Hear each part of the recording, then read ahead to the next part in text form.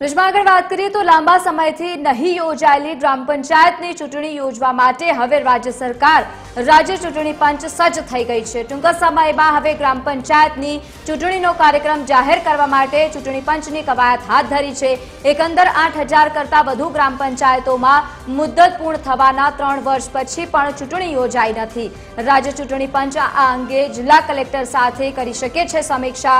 આવનારા સમયમાં ચૂંટણી પંચે કવાયત હાથ ધરી છે કાર્યક્રમ જાહેર કરવા માટે। તો આ મહત્વના સમાચાર સામે આવ્યા છે। રાજ્ય ચૂંટણી પંચ દ્વારા જિલ્લા કલેક્ટર સાથે એક સમીક્ષા પણ કરી શકે છે। ગ્રામ પંચાયતની ચૂંટણી યોજવા રાજ્ય ચૂંટણી પંચ હવે સજ્જ છે, તૈયારીઓ કરવામાં આવી રહી છે। તો આજ મુદ્દે એસોસિએટ એડિટર અરુણ શાહ આપણી સાથે ફોન લાઈન પર જોડાયા છે। અરુણ, છેલ્લા ઘણા સમયથી ગ્રામ પંચાયતની ચૂંટણીઓ નથી થઈ, હવે તૈયારીઓ લાગી રહી છે ચૂંટણી થવા માટેની, શું કહેશો? લવલી, જે ગ્રામ પંચાયતની વાત છે ત્યાં સુધી ગ્રામ પંચાયતની મુદત પૂર્ણ થઈ ગયા પછીના 3 વર્ષથી હજુ પણ એક રીતે કહી શકાય કે વહીવટદારનું જે રાજ છે અને ગ્રામ પંચાયતની ચૂંટણીઓ યોજવામાં આવી શકી નથી।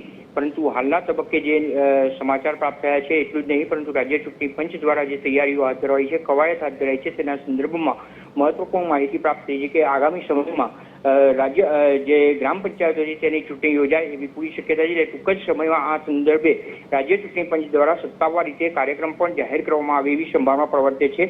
ચોક્કસ રીતે કહી શકાય કે 2025-26માં આ ચૂંટણીઓ યોજાઈ જશે, જે નિશ્ચિત વાત છે।